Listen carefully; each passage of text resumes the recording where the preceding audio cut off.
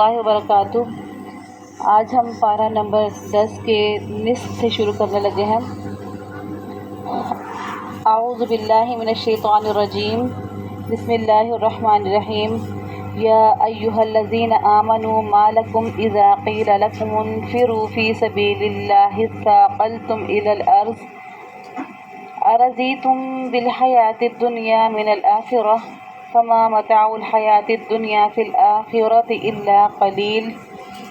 اے ایمان والو، تمہیں کیا ہو گیا ہے کہ تمہیں جب اللہ تعالیٰ کے راستے میں نکلنے کے لیے کہا جاتا ہے تو تم زمین کی طرف بوجھل ہو رہے ہو، یعنی سستی کی وجہ سے تم گرے جاتے ہو زمین کی طرف۔ کیا تم دنیا کی زندگی کے ساتھ آخرت کے مقابلے میں زیادہ خوش ہو گئے ہو؟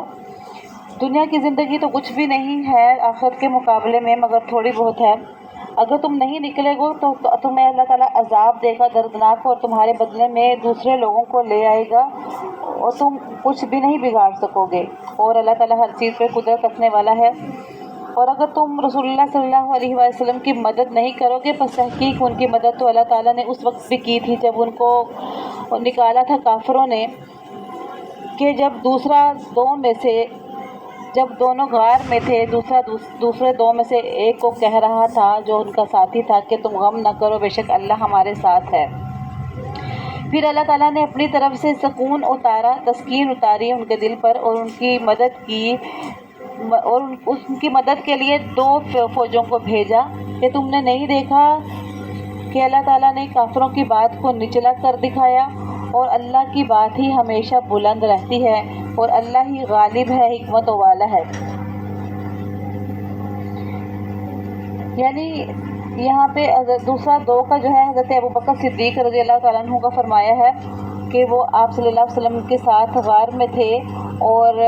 جب وہاں سے مکہ معظمہ سے نکلے تھے تو دونوں کو اللہ تعالیٰ نے پناہ دی تھی غار ثور میں۔ جب وہاں پہ ان کو دشمنوں کا خوف تھا تو اللہ تعالیٰ نے ان کی ڈھارس بندھانے کے لیے آپ صلی اللہ علیہ وسلم، جب حضرت ابوبکر صدیق بہت پریشان ہو کے کہہ رہے تھے کہ یا رسول اللہ، انہوں نے ہمیں دیکھ لیا تو ہمارا کیا بنے گا، تو آپ نے ان کے دل کی تسکین کے لیے فرمایا کہ اللہ تعالیٰ ہمارے ساتھ ہے۔ تو دونوں کے دل کو سکون آ گیا اس بات سے، اللہ تعالیٰ نے ان کے دل میں ایک سکون دے دیا، اور کافر ان کو دیکھ نہیں سکے، بلکہ ان کے غار کے اوپر مکڑی نے ایک جالا بنا لیا تھا، اور وہیں پہ ایک کبوتری نے بھی انڈے دے دیے تھے، جس کی وجہ سے وہ لوگ سمجھ رہے تھے کہ بہت پرانا کوئی غار ہے، اس کا منہ بھی بند ہے، اگر یہاں سے کوئی گزرتا تو یہ جالا بھی اکھڑ چکا ہوتا، تو وہ وہاں سے چلے گئے تھے۔ تو اسی طرح سے فرمایا کہ اللہ تعالیٰ نے تو اس وقت بھی ان کی مدد کی تھی جب وہ دونوں غار میں تھے اور کوئی بھی ان کے ساتھ نہیں تھا۔ تم نکلو ہلکے یا بوجھل ہو کر، اور لڑو تم اپنے مال سے اور جانوں سے اللہ کے راستے میں، یہ بہتر ہے تمہارے لیے اگر تم جانتے ہو۔ اگر مال ہوتا نزدیک اور سفر ہوتا ہلکا تو وہ تمہارے ساتھ ضرور جاتے، لیکن ان کو مسافت لمبی نظر آتی ہے۔ یعنی کہ اگر قریب کی مسافت ہوتی جہاں پہ انہوں نے اللہ کے راستے میں نکلنا ہوتا، ان کو لگتا کہ کوئی مشقت پیش نہیں آ رہی اور کوئی مال نہیں لگ رہا، تو وہ آپ کے ساتھ ضرور جاتے، وہ بھی دنیا کے مال کی خاطر۔ لیکن اب نہیں جا رہے ہیں کیونکہ ان کو مسافت دور کی نظر آتی ہے، تو اس کے بعد وہ جلد ہی قسمیں کھا لیں گے اللہ تعالیٰ کی کہ اگر ہم سے ہو سکتا تو ہم ضرور تمہارے ساتھ چلتے، اور تمہارے ساتھ چلتے وبال میں ڈالتے اپنی جانوں کو۔ یعنی کہ یہ مصیبت والا لفظ جو وبال میں ڈالتے، یہلکون انفسہم، الفاظ انہوں نے کہے کہ یعنی کہ اندر سے وہ کتنے جو ہے خلاف تھے مسلمانوں کے، کہ وہ کہہ رہے ہیں کہ بعد میں وہ کہتے ہیں جس وقت سب مسلمان اپنی جنگوں سے واپس آتے ہیں تو بہانے مارتے ہیں، قسمیں اٹھا کے کہتے ہیں کہ ہم تمہارے ساتھ ضرور جاتے، اپنی جانوں کو ہلاکت میں ضرور ڈالتے اگر ہم سے ہو سکتا۔ اور اللہ تعالیٰ جانتا ہے کہ وہ جھوٹے ہیں۔ اللہ بخشے آپ کو بھی، کیونکہ رخصت دے دی تھی آپ نے ان کو یہاں تک کہ رخصت دے دی تھی آپ نے ان کو یہاں تک کہ ظاہر ہو جاتا آپ کے اوپر سچ کہنے والے، اور تم جھوٹوں کو بھی جان لیتے۔ یعنی آپ سے سب کو کہا ان کو رخصت ہی نہ دیتے آپ، کیونکہ اگر آپ ان کو وہ آپ سے اجازت مانگنے آتے ہیں تو آپ نرمی سے ان کو رخصت دے دیتے ہیں، اجازت دے دیتے ہیں۔ ویسے بھی آپ سب ان کی اندر کی نفاقت کو جانتے تھے کہ یہ منافقین ہیں اور جانا ہی نہیں چاہتے ہیں، تو آپ صلی اللہ علیہ وسلم بھی ان کی چھٹی مانگنے پہ چھٹی دے دیتے تھے، یعنی ان کو जंग में ले जाने से जो उज़र होता था उसको कबूल कर लेते थे, और हालांकि वो बहाने लगा रहे होते तो अल्लाह ताला ने इस आयत को उतार के ज़ाहिर कर दिया कि आप अगर उनको इजाज़त ना भी देते और साथ चलने का कहते तब भी वो आपके साथ ना जाते, तो तब आपके ऊपर उनकी मुनाफ़िक़त ज़ाहिर हो जाती, तो आपने क्यों उनको इजाज़त दी थी।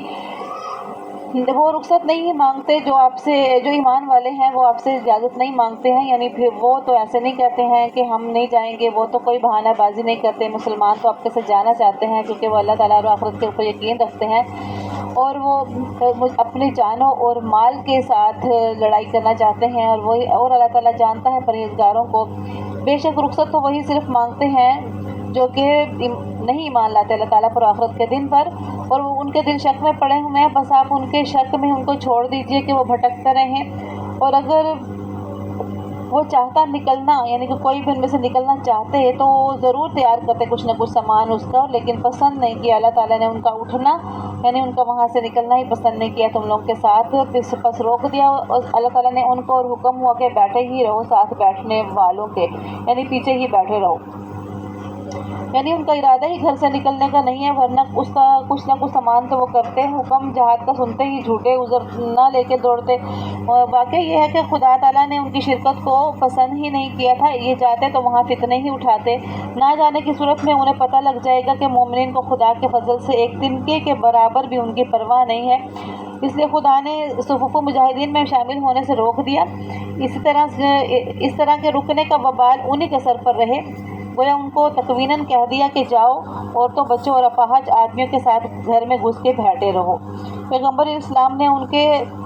उज़र का ज़रा भी जवाब में जो घर बैठने की इजाज़त थोड़ी सी दे दी थी, ये भी एक तरह का खुदा ही की तरफ से फरमा देना है, क्योंकि अल्लाह ताला चाहता ही नहीं था कि वो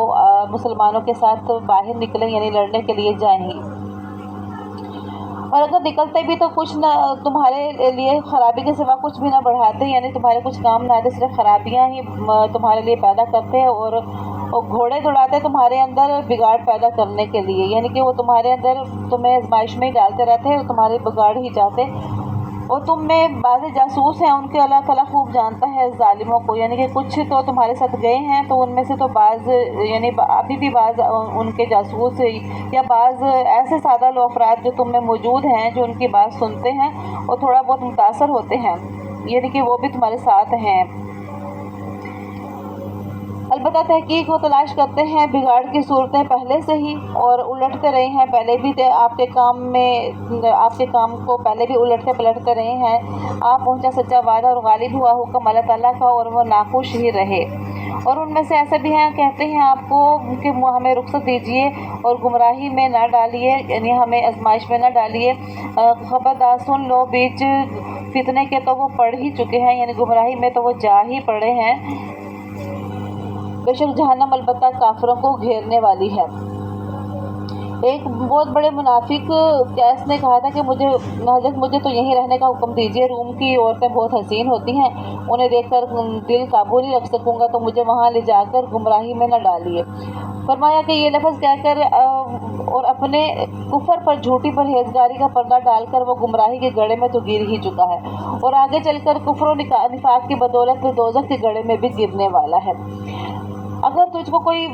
खूबी पहुँचे, यानी कोई अच्छाई, कोई अच्छे दिन तुम्हारे ऊपर आए तो उनको बहुत बुरे लगते हैं, और अगर आपको कोई मुसीबत पहुँचे तो वो उसके तो कहते हैं कि हमने संभाल लिया था अपना काम पहले ही, और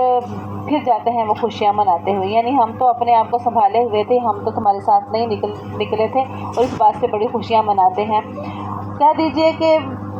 हमको हरगिज़ नहीं पहुँचेगा मगर वही जो लिख दिया है अल्लाह ताला ने हमारे मुकद्दर में, यानी हमें सिर्फ अल्लाह ने जो हमारे मुकद्दर में लिखना था वही हमें पहुँचा है, क्योंकि वही हमारा कारसाज है। अल्लाह पे ही तमाम मुसलमान भरोसा रखते हैं। तो कह दीजिए कि क्या तुम उम्मीद करोगे हमारे हक़ में?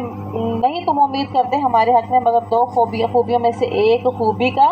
और हम उम्मीदवार हैं तुम्हारे हक़ में कि डाले तुम पर अल्लाह ताला कोई अजाब अपने पास से या हमारे हाथों से ही। बस तुम मुंतज़िर रहो, हम भी तुम्हारे साथ मुंतज़िर रहने वाले हैं। यानी हम तो जब अल्लाह के रास्ते में निकलेंगे, दो खूबियों में से एक तो हमें मिलेगी, या तो हम गाजी बन के लौटेंगे या शहीद हो जाएंगे अल्लाह के रास्ते में, और हयात जावेदानी पालेंगे, यानी हमेशा की ज़िंदगी हमें मिल जाएगी। और तुम तुम्हें यानी कि क्या है, तुम किस चीज़ के उम्मीदवार हो? तुम्हें तो या तो अल्लाह ताला कोई अजाब दे देगा या हमारे हाथों से कभी ना कभी तुम मारे ही जाओगे, और तुम भी इंतज़ार करो उस दिन का, हम भी इंतज़ार करने वाले हैं। कह दीजिए कि माल खर्च करो खुशी से या नाखुशी से, हरगिज़ भी कबूल नहीं होगा तुमसे, बेशक तुम कौम ही नाफरमान हो।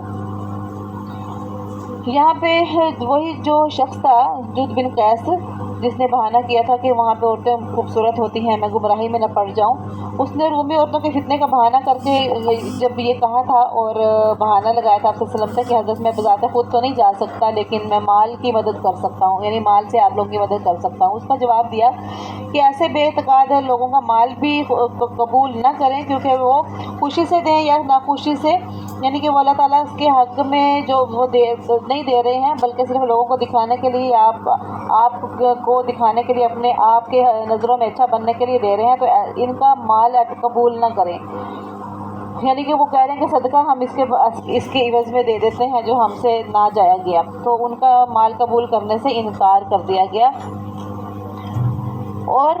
नहीं मना हुआ उनको ये कि कबूल किया जाए उनसे उनके खर्च करना, मगर इसलिए मना किया कि वो उन्होंने अल्लाह ताला उसके रसूल का इनकार किया था, और उन नमाज के करीब नहीं आते थे, और वो सुस्ती करते थे और खर्च नहीं करते थे मगर बुरे दिल से। ये मुनाफिकीन यानी कि जितने भी हैं, तो जिस तरह से ये जिहाद फी सबिलिल्लाह में नहीं निकलते हैं, तो इसी वजह से उनसे, क्योंकि अल्लाह ताला ने सदका भी कबूल नहीं किया, और इनकी एक और भी खसलत है कि नमाज के करीब भी नहीं आते, अगर आते हैं तो सिर्फ सुस्ती से आते हैं, चारों ने चार उनको आना पड़ता है कि ये ना अगर नहीं आएंगे तो हमें ये ना समझ, हमें हमारी अंदर की हालत को ना समझ जाएं, तो इसलिए सुस्ती से फिर उनको चारों ने चार आना पड़ता है। और वो खर्च नहीं करते मगर बुरे दिल से खर्च करते हैं, यानी खर्च करना भी जो है वो सिर्फ दिखाने के लिए कि कहीं हमारी अंदर की हालत ना ज़ाहिर हो जाए, और बड़े बुरे दिल से खर्च करते हैं। बस आप ताज्जुब ना कीजिए उनके माल और औलाद से, यही चाहता है अल्लाह ताला कि उनको अजाब में रखे उन चीज़ों की वजह से दुनिया की ज़िंदगी में भी, और उनकी जान जब निकले तो उस हाल में हों वो क्या काफिर ही हों, यानी कि इस हालत में उनकी जान निकले कि काफिर ही रहें। और वो कस्में खाते हैं अल्लाह ताला की कि बेशक वो अलबत्ता तुम में से हैं, हालांकि वो तुम में से नहीं है, लेकिन वो कौम है कि वो डरते हैं तुमसे, यानी वैसे तो वो आपसे डरते हैं, लेकिन वो कौम ऐसी के है कि अंदर से निफाक रखती है, और वो मुसलमानों की ताकत को जानते हैं, आपके सामने सिर्फ कस्में उठा के कहते हैं कि तुम्हारे में से हैं, लेकिन वो तुम में से नहीं है। अगर वो कोई चाहे पनाह पाएँ या कोई गार या सर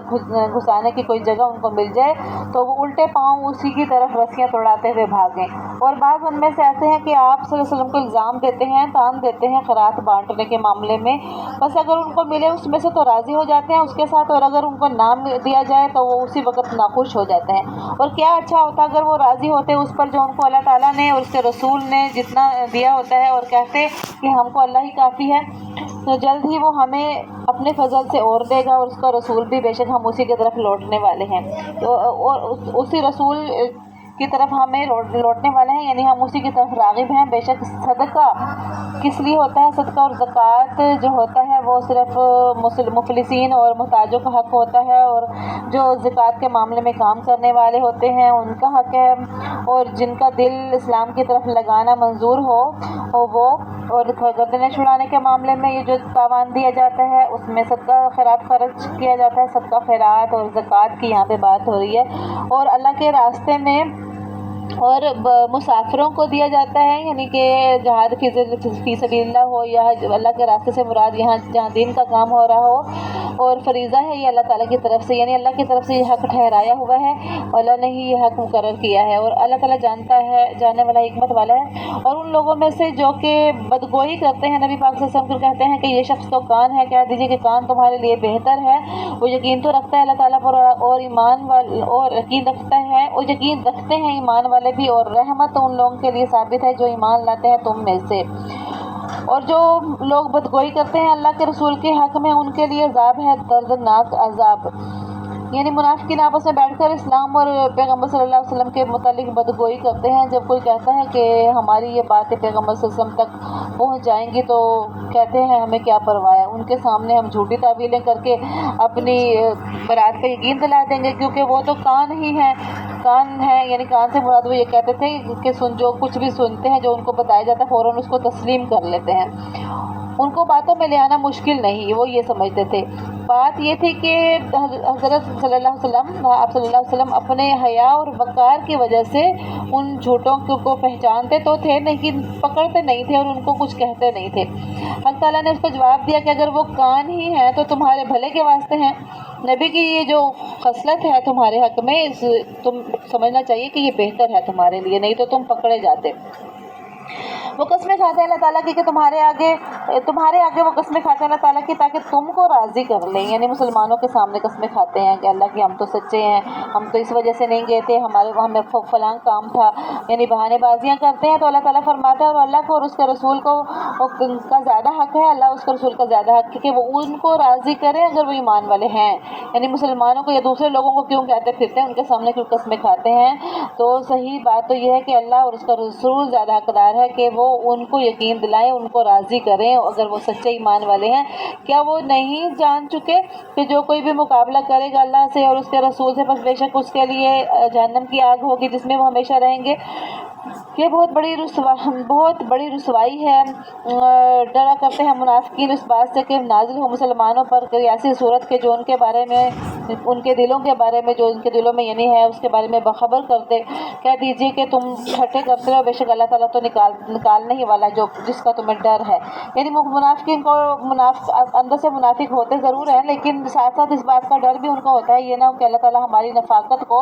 اندر کی منافقت کو ظاہر کر دے کسی صورت کے ذریعے سے اور ہمارا پتہ نہ چل جائے۔ تو اللہ اس کے جواب میں کہا ہے کہ تم اندر سے خوفزدہ ہو، تمہارے لیے میں کہہ دیتا ہوں کہ جس بات کا تم مذاق بھی اڑاتے ہو اور جس بات سے تم خوف زدہ بھی ہو، تو اللہ اس بات کو، اس تمہارے ڈر کو کھول کے رکھے گا، یعنی ایسا ہوگا کہ کبھی نہ کبھی تمہاری نفاقت ظاہر ہو جائے گی۔ اور البتہ اگر پوچھیں وہ آپ سے تو کہیں گے کہ ہم تو اگر آپ ان سے سوال کریں، آپ ان سے پوچھیں تو وہ کہتے ہیں کہ بے شک ہم تو دل لگی کے لیے، کھیل تماشے کے لیے ایسی باتیں کرتے ہیں۔ وہ کیونکہ ٹھٹھا کیا کرتے تھے، مذاق اڑایا کرتے تھے، تو ان سے جب ان کی شکایت، یعنی کہ آپ سب کے پاس شکایت لگتی تھی، جیسے کہ تبوک میں جاتے تھے، بعض منافقین نے مذاق میں کہا کہ اس شخص کو یعنی محمد صلی اللہ علیہ وسلم کو دیکھو کہ شام کے محلات اور روم کے شہروں کو فتح کرنے کا خواب دیکھتا ہے۔ انہوں نے رومیوں کی جنگ کو عربوں کی جنگ جیسا سمجھ رکھا ہے، یعنی کہ وہ یہ باتیں کرتے تھے مسلمانوں کا اور آپ سے سب کا مذاق اڑاتے تھے، دوسرے مسلمانوں کے سامنے یہ باتیں کرتے تھے۔ تو ان میں سے کوئی یہ کہتا تھا کہ کل ہم سب رومیوں کے سامنے رسیوں میں بندھے کھڑے ہوں گے، دیکھنا یعنی ایسا ہوگا۔ اور کچھ صحابہ کرام جو ہیں وہ وہاں رومیوں کی فوجوں کے ساتھ باقاعدہ جنگ کر رہے ہوں گے، یعنی وہاں ان کے سامنے دیکھنا جنگ کر رہے ہوں گے، اور یہ بھی مذاق کے طور پہ وہ کہتے تھے کہ قرہ حضرات صحابہ کرام جھوٹے اور نامرد کیا رومیوں کے سامنے یعنی جنگ کریں گے؟ کیا انہوں نے یہ سمجھ رکھا کہ اتنا آسان ہے ان کے سامنے جنگ کرنا؟ اور اس قسم کے مقولے جو کہ مسلمانوں کو روم سے مروبیت کے لیے کہتے تھے تاکہ مسلمان ہیبت زدہ ہو جائیں اور شکست کھانے کی وجہ سے انکار کر دیں وہاں جانے سے۔ تو نبی کریم صلی اللہ علیہ وسلم کی خدمت میں جب ان کی یہ باتیں نقل ہوئی، آپ نے ان کو بلا کر باز پرس کی تو کہنے لگے کہ حضرت ہم سچ مچ میں تھوڑی ایسا کہہ رہے تھے، یا ہمارا سچ مچ میں ایسا اعتقاد تھوڑی تھا، تو ہم تو محض راستے میں خوش دلی کے طور پہ ایسی باتیں کر رہے تھے تاکہ سفر آسانی سے کٹ جائے۔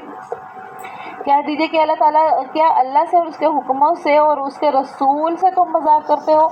بہانے مت بناؤ، تم پکے کافر ہو اور ایمان کے بعد کافر ہو، یعنی کہ ایمان جو لائے ہو بظاہر تو اس کے بعد تم کافر ہوئے، یعنی کہ تم ویسے تو تم مسلمان بنے پھرتے ہو لیکن تم پکے کافر ہی ہو اصل میں۔ اگر ہم معاف کر دیں گے تم میں سے بعضوں کو تو اللہ البتہ عذاب بھی دیں گے بعضوں کو، اس سبب سے کہ وہ گناہ گار ہی تھے۔ منافق مرد اور منافق عورتیں سب ایک جیسے ہیں، سکھائیں وہ بری بات اور چھڑائیں وہ بھلی بات، اور بند رکھیں اپنی مٹھی کو، وہ بھول گئے اللہ تعالیٰ کو، وہ بھول گیا ان کو۔ بے شک منافقین سارے کے سارے منافرمان ہی ہیں۔ اللہ تعالیٰ نے وعدہ کیا ہے منافقین سے، یعنی منافق مردوں اور منافق عورتوں سے اور کفار سے جہنم کی آگ کا وعدہ جس میں وہ ہمیشہ رہیں گے، وہی ان سب کو کافی ہوگی۔ اور اللہ تعالیٰ ان پہ لعنت کرتا ہے اور ان کے لیے عذاب ہے ہمیشہ قائم رہنے والا، برقرار رہنے والا۔ مانے ان لوگوں کے جو تم سے پہلے تھے، یعنی ان کے اوپر بھی عذاب آیا تھا، پہلے لوگوں کے اوپر قوم عاد قوم سمود کی طرح کے جو لوگ تھے وہ تم سے بھی زیادہ سخت تھے قوت میں اور تم سے زیادہ مال اور اولاد میں زیادہ تھے، پھر فائدہ اٹھا کے وہ اپنے حصے کا، یعنی جو دنیا میں تھوڑا بہت فائدہ اٹھایا انہوں نے بس اس سے اپنے حصے کا فائدہ اٹھا لیا، اور یہاں اب وہ ان کا نام و نشان بھی نہیں ملتا ہے۔ پھر فائدہ اٹھایا تم نے اپنے حصے کا، جیسا کہ انہوں نے فائدہ اٹھایا تھا تم سے پہلے اپنے حصے کا، اور تم بھی چلتے رہو اب انہیں کسی چالیں۔ وہی لوگ ہیں کہ ان کے اعمال دنیا اور آخرت میں غارت ہو کر، وہی لوگ ہیں وہ نقصان میں ہیں۔ کیا پہنچی نہیں ان کو خبر ان لوگوں کی جو ان سے پہلے تھے، قوم نوح کی خبریں اور قوم عاد اور قوم سمود کی خبروں میں سے، اور قوم ابراہیم کی خبریں اور اصحاب مدین کی خبریں، اور وہ جو بستیاں الٹ پلٹ کر دی گئی تھیں ان کی خبریں کیا ان کے پاس نہیں پہنچی ہیں؟ پہنچے تھے ان کے پاس بھی رسول صاف حکم لے کر۔ بس اللہ تعالیٰ ظلم نہیں کرتا،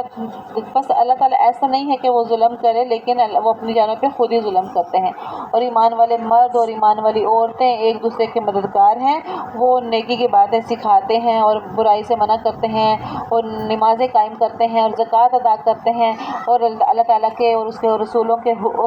کے حکم پہ چلتے ہیں۔ وہی لوگ ہیں کہ جلد ہی ان پہ اللہ تعالیٰ رحم کرے گا، بے شک اللہ تعالیٰ غالب ہے، حکمت والا ہے۔ اللہ نے وعدہ کیا ہے ایمان والے مردوں ایمان والی عورتوں کے ساتھ باغات کا، جن کے نیچے سے نہریں بہتی ہوں گی، وہ ان میں ہمیشہ رہنے والے ہوں گے، اور صاف ستھرے مکانوں میں ہوں گے، وہ ہمیشگی والے باغات میں رہیں گے، اور اللہ کی طرف سے بہت بڑی رضامندی بھی ہوگی، یعنی اللہ ان سے خوش بھی ہو جائے گا، اللہ تعالیٰ کی جو ہے وہ خوشنودی بھی حاصل کیے ہوئے ہوں گے۔ یہ بہت بڑی کامیابی کی بات ہے۔ اے نبی، لڑائی کیجیے کفار سے اور منافقین سے، اور ان کے اوپر غصہ کیجیے، یعنی ان کے ساتھ تند خوئی سے کام لائیے، اور ان کا ٹھکانہ تو جہنم ہی ہے، اور کیا ہی برا وہ ٹھکانہ ہے۔ اور وہ قسمیں کھاتے ہیں اللہ تعالیٰ کی کہ ہم نے نہیں کہا، یعنی ایسا ہم نے نہیں کہا، تو البتہ تحقیق انہوں نے کہا ہے کلمہ کفر، اور منکر ہو گئے مسلمان ہونے کے بعد، اور قصد کیا تھا، ارادہ کیا تھا وہ جو کو ان کو نہ ملی، یعنی منافقین پیٹھ پیچھے پیغمبر علیہ السلام کی اور دین اسلام کی اہانت کرتے ہیں، مذاق اڑاتے ہیں، جیسا کہ سورۃ منافقین میں بھی آئے گا۔ جب کوئی مسلمان حضور تک ان کی باتیں پہنچا دیتا تو اس کی وہ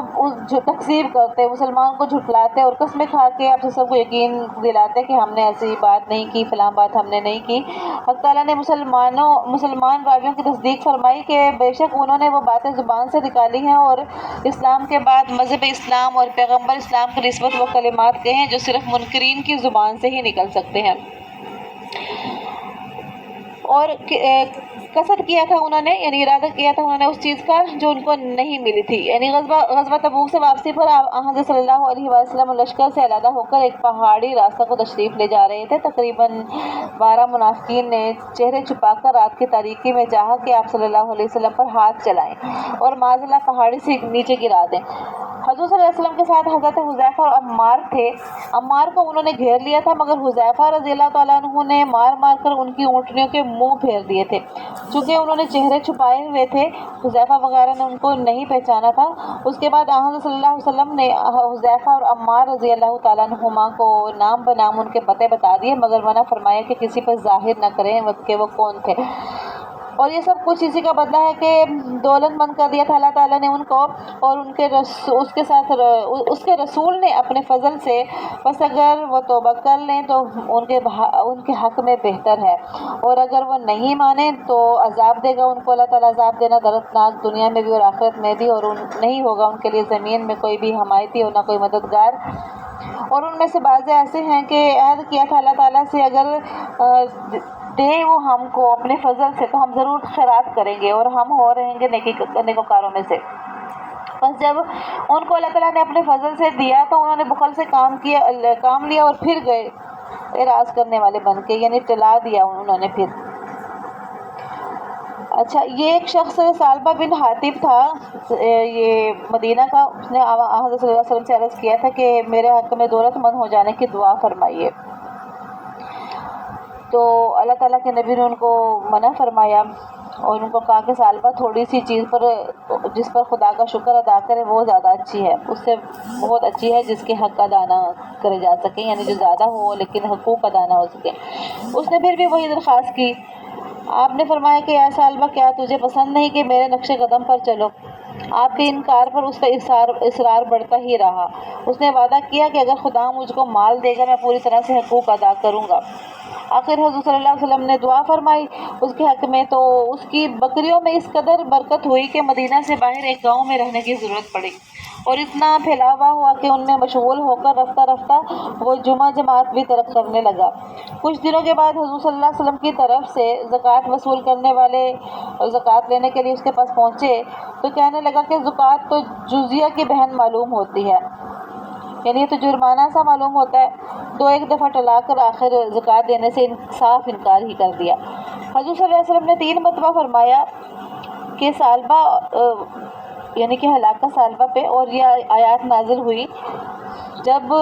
یہ آیات یعنی کہ نازل ہوئی جب اس کے بعض رشتہ داروں نے اس کو خبر پہنچائی، تو یعنی یہ ایسے جو ہے آیات نازل ہوئی ہیں،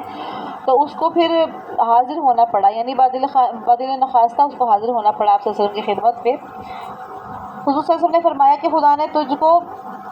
کس چیز نے تجھ کو یعنی کہ منع فرمایا ہے؟ کیا خدا نے تجھے اس لیے دولت دی تھی کہ تم انکار کر دو؟ یہ سن کر اس نے بہت واویلا کیا، ہائے کی اس نے، کیونکہ حضور صلی اللہ علیہ وسلم کا زکوٰۃ قبول نہ کرنا بھی اس کے لیے ایک بہت بڑی آر کی بات تھی۔ بدنامی کے تصور سے وہ سر پہ خاک ڈال رہا تھا، مگر دل میں نفاق چھپا ہوا تھا۔ اور پھر حضور صلی اللہ علیہ وسلم کے بعد وہ حضرت ابوبکر صدیق کے پاس گیا زکوٰۃ لے کر، اس کے بعد حضرت ابوبکر صدیق کے بعد حضرت عمر فاروق اور حضرت عثمان غنی، یعنی باری باری سب کے پاس جاتا رہا، سب کی خدمت میں سے زکوٰۃ پیش کی، لیکن سب نے انکار کر دیا، اور انہوں نے یہ کہا کہ جب آپ صلی اللہ علیہ وسلم نے یہ نہیں لی ہے، یعنی اس سے انکار کر دیا، تو ہم کون ہوتے ہیں لینے والے؟ تو سب نے انکار کر دیا۔ اسی حالت نفاق میں پھر وہ حضرت عثمان غنی رضی اللہ تعالیٰ عنہ کی عہد میں اس کا خاتمہ ہوا اور وہ مرا۔ پھر اس کا اثر رکھ دیا نفاق ان کے دلوں میں، قیامت کے جس دن وہ ملیں گے اس وجہ سے کہ انہوں نے خلاف کیا تھا اللہ کے جو وعدہ اس سے کیا تھا، اس وجہ سے کہ وہ بولتے تھے جھوٹ، یعنی کہ یہ نفاق کی جو بیماری تھی اسی دن سے اس کے دل میں پڑ گئی تھی، جب اس نے کیونکہ اس نے وعدہ خلافی کی تھی، آپ صلی اللہ علیہ وسلم سے دعا منگوائی، اور جب اس کے پاس سارا مال و دولت آ گیا تو اس نے انکار کر دیا، تو اللہ تعالیٰ فرماتا ہے کہ اس کے اس وعدہ توڑنے کی وجہ سے اس کے اندر نفاق تھا وہ باقی رہا اس کے مرنے تک، کیونکہ اس نے جھوٹ بولا تھا۔ کیا وہ نہیں جان چکے کہ بے شک اللہ تعالیٰ جانتا ہے ان کے بھید اور ان کے مشورے، اور بے شک اللہ تعالیٰ عالم الغیب ہے۔ وہ لوگ جو کہ تان کرتے ہیں ان مسلمانوں پر جو دل کھول کر خیرات کرتے ہیں، اور ان پر جو نہیں رکھتے ہیں، یعنی کہ جو بہت دیتے ہیں، ان پہ بھی تان و تشنا کرتے ہیں کہ آپ لوگ کے پاس اتنا مال آیا ویسا سارا کا سارا ہی دے دیا، اور اگر کوئی تھوڑا دیتا ہے اس کا بھی مذاق اڑاتے ہیں۔ جو نہیں رکھتے ہیں مگر اپنی محنت کا، پھر ان کا مذاق اڑاتے ہیں، یعنی کہ جن کے پاس تھوڑا سا ہوتا ہے، محنت سے کماتے ہیں اور اتنا زیادہ نہیں بن پاتا ہے، تو وہ جس طرح کہ ایک صحابی کے بارے میں ہے کہ انہوں نے ایک سا کھجور صرف دی، بہت سارا دن کمائی کر کے بہت محنت کے ساتھ اتنا ہی بن پایا ان کے پاس سے، تو وہ لے کے آئے آپ صلی اللہ علیہ وسلم کے پاس، تو اس کا بھی انہوں نے مذاق اڑایا کہ اس سے کیا ہوگا، بھلا کیا یہ کام آنے والی ہے اتنی سی کھجوریں؟ اللہ تعالیٰ نے ان سے وہ جس طرح کہ وہ ٹھٹھا کرتے ہیں، مذاق اڑاتے ہیں، تو اللہ تعالیٰ بھی ان کا اسی طرح سے مذاق اڑاتا ہے، اور ان کے لیے دردناک عذاب ہوگا۔ تو ان کے لیے بخشش مانگ یا نہ مانگ، یعنی آپ سے فرمایا آپ ان کے لیے بخشش مانگے یا نہ مانگے، اگر ان کے لیے 70 بار بھی بخشش مانگے گے تو ہرگز بھی اللہ تعالیٰ ان کی بخشش کو قبول نہیں کرنے والا۔ یہ اس لیے کہ انہوں نے اللہ تعالیٰ کا اور اس کے رسول کا کفر کیا، اور اللہ تعالیٰ نافرمانوں کو ہدایت نہیں دیتا۔ خوش ہو گئے ہیں پیچھے رہنے والے اپنے بیٹھنے کے ساتھ،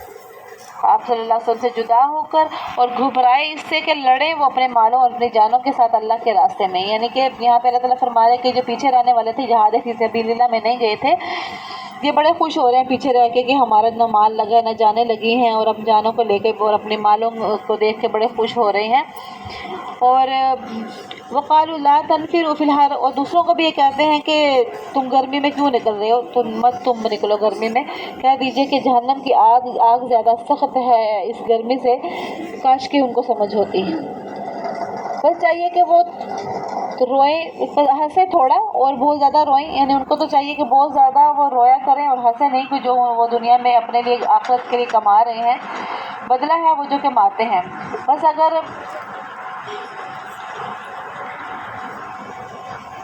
اگر پھر لے جائے تجھ کو اللہ تعالیٰ کسی فرقہ کی طرف ان میں سے، بس پھر وہ اجازت چاہتے ہیں آپ سے نکلنے کی، تو کہہ دینا کہ یعنی دوبارہ بھی اگر چاہیں آپ سے اجازت مانگنا، یہ پہلی دفعہ تو انکار کر بیٹھے ہیں، تو کہہ دینا کہ تم ہرگز نہیں نکلو گے میرے ساتھ کبھی بھی، اور نہ ہی تم لڑو گے میرے ساتھ میرے ساتھی بن کر کسی دشمن سے۔ تم کو پسند آیا تھا بیٹھ رہنا پہلی مرتبہ بھی، بس ابھی بھی تم پیچھے بیٹھنے والوں کے ساتھ ہی بیٹھے رہو۔ یعنی اللہ تعالیٰ فرما رہے کہ دوبارہ بھی تمہیں ضرورت پڑے گی جب جہاد فی سبیل اللہ میں نکلنے کی، تو ایسے منافقین کو ساتھ لے کے نہ جانا، وہ آپ سے پھر بعد میں چاہیں گے کہ آپ کے ساتھ نکلیں، لیکن آپ ان کا انکار کر دینا، اپنا ساتھی مت بنانا، انہیں کہنا کہ پہلے کی طرح ابھی بھی بیٹھے ہی رہو پیچھے، اور یعنی کہ کیونکہ وہ منافق ہیں ان کی اس نفاق کی وجہ سے۔ اور نماز نہ پڑھے ان میں سے کسی پر بھی جو مر جائے کبھی بھی، اور نہ آپ ان کی قبروں پہ کھڑے ہونا، وہ منکر ہوئے اللہ تعالیٰ کے اور اس کے رسول کے، اور وہ مرے اس حال میں کہ نافرمان ہی، اور نہ تعجب کرنا ان کے مالوں اور ان کی اولادوں سے، یعنی ان کی مال زیادہ ہیں یا اولادیں زیادہ، ان کا تعجب نہ کرنا، اللہ تو یہی چاہتا ہے یہ کہ ان کو عذاب دے ساتھ انہی چیزوں کے، دنیا کی چیزوں کے، اور ان کی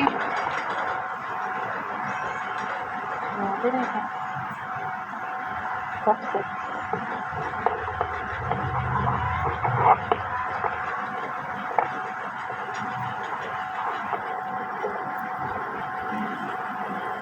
اور نہ تعجب کرو ان کے مال ان کی اولادوں کے ساتھ، بے شک اللہ تعالیٰ تو یہی چاہتا ہے کہ یہ کہ عذاب دے ان کو ان کے ساتھ دنیا میں، اور نکلے ان کی جانیں اس حال میں کہ وہ کافر ہی ہوں۔ اور جب نازل ہوتی ہے کوئی صورت کہ ایمان لے آؤ اللہ تعالیٰ پر اور اللہ کے رسول کے ساتھ جہاد کرو، تو وہ آپ سے رخصت مانگتے ہیں، کشائش والے بھی آپ سے رخصت مانگتے ہیں، ان میں سے کہتے ہیں کہ چھوڑ دے ہمیں کہ ہم پیچھے رہ جائیں بیٹھ رہنے والوں کے ساتھ۔ وہ خوش ہو گئے ہیں اس بات کے ساتھ جو پیچھے رہنے والی عورتوں کے ساتھ بیٹھ کے، اور مہر لگا دی گئی ان کے دلوں پر، بس وہ نہیں سمجھتے۔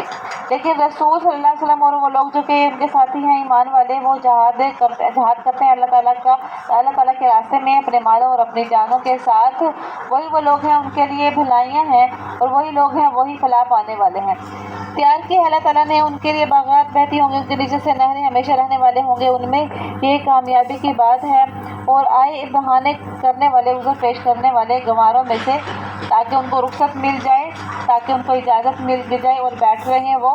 یعنی پیچھے بیٹھے رہیں اور جہاد میں نہ نکلے۔ جنہوں نے جھوٹ بولا تھا اللہ تعالیٰ سے اور اس کے رسول سے، اب پہنچے گا ان کو جو کافر ہیں ان میں سے دردناک عذاب۔ نہیں ہے ضعیفوں پر کوئی حرج، کوئی گناہ، اور نہ ہی مریضوں پر، اور نہ ہی ان لوگوں پر جن کے پاس خرچ کرنے کے لیے یعنی سواری وغیرہ کے لیے جانے کے لیے کوئی چیز نہیں ہے، جب نصیحت کرے، جب کہ ان کے دل صاف ہوں اللہ اور اس کے رسول کے لیے، اور نیکی کرنے والوں پر کوئی الزام نہیں ہے، اور اللہ تعالیٰ بخشنے والا ہے، رحم کرنے والا ہے۔ اور نہ ہی ان لوگوں پر کہ جب وہ تیرے پاس آتے ہیں، یعنی جانے کے لیے جہاد فی سبیل اللہ میں آتے ہیں، اجازت مانگتے ہیں تاکہ آپ ان کو سواری دے دیں، تو آپ نے ان سے کہا کہ میرے پاس وہ چیز نہیں ہے کہ جس پہ میں تمہیں سوار کروں، تو وہ الٹے پاؤں پھر جاتے ہیں اور ان کی آنکھوں سے آنسو بہہ رہے ہوتے ہیں غم کی وجہ سے کہ وہ کوئی چیز خرچ کرنے کے لیے نہیں پاتے ہیں۔ الزام کا راستہ تو بے شک ان لوگوں کے لیے جو آپ سے رخصت اس حال میں مانگتے ہیں کہ وہ خود مالدار بھی ہوتے ہیں، اور وہ ان چیزوں کے ساتھ خوش ہو کے پیچھے ہی بیٹھ جاتے ہیں، یعنی کہ جہاد میں نہیں نکلتے۔ مہر لگا دی اللہ تعالیٰ نے ان کے دلوں پر، بس وہ نہیں جانتے۔ وہ بہانے بنا کے لائیں گے تمہاری طرف جب تم لوٹو گے ان کی طرف، یعنی جہاد سے جب واپس آؤ گے تو تمہارے پاس وہ عذر پیش کرتے ہوئے آئیں گے، کہہ دیجیے کہ نہ تم اب بہانے بناؤ، ہم ہرگز نہیں مانیں گے تمہاری بات کو، ہم کو تحقیق اللہ تعالیٰ باخبر کر چکا ہے تمہارے احوال سے، اور ابھی دکھائے گا اللہ تعالیٰ تمہارے عملوں کو اور اس کا رسول بھی، پھر تم اس عالم غیب اور شہادہ کی طرف لوٹائے جاؤ گے جو تمہیں تمہارے تمام کرتوتوں سے باخبر کرے گا۔ اب وہ قسمیں کھائیں گے اللہ تعالیٰ کی تمہارے لیے جب وہ پلٹیں گے تمہاری طرف تاکہ تم ان سے درگزر کرو، پس ان سے کنارہ کیجیے، بے شک وہ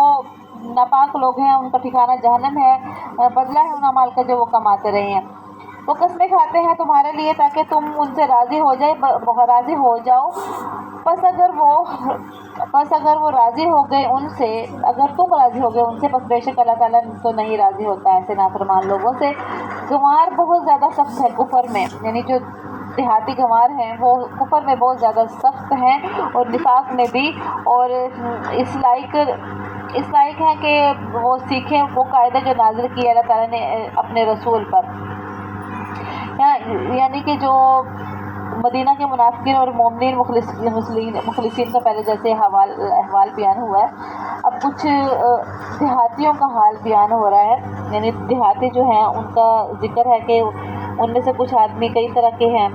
کفار، منافقین، مخلص مسلمان. چونکہ دیہاتی لوگ قدرتی طور پر عموماً تندخو ہوتے ہیں، یعنی سخت قسم کی زبان ہوتی ہے، سخت مزاج بھی ہوتے ہیں. جیسا کہ حدیث میں ہے کہ من سکن البادیۃ جفا، اور مجالس اور علم و حکمت کی باتوں سے دور رہنے کی وجہ سے ان کے اندر شائستگی اور وہ علم عرفان کی باتیں نہیں ہوتی، وہ تہذیب ان کے اندر نہیں ہوتی، اور علم و عرفان کی باتیں ویسے ہی کم ہی قبول کرتے ہیں وہ. اس لیے ان کا کفر جو تھا وہ شہری منافقین سے زیادہ بتایا گیا کہ وہ زیادہ سخت تھے ان سے. ان کو ایسے مواقع دستیاب نہیں ہوتے کہ اہل علم اور اہل اصلاح کی صحبت میں رہ کر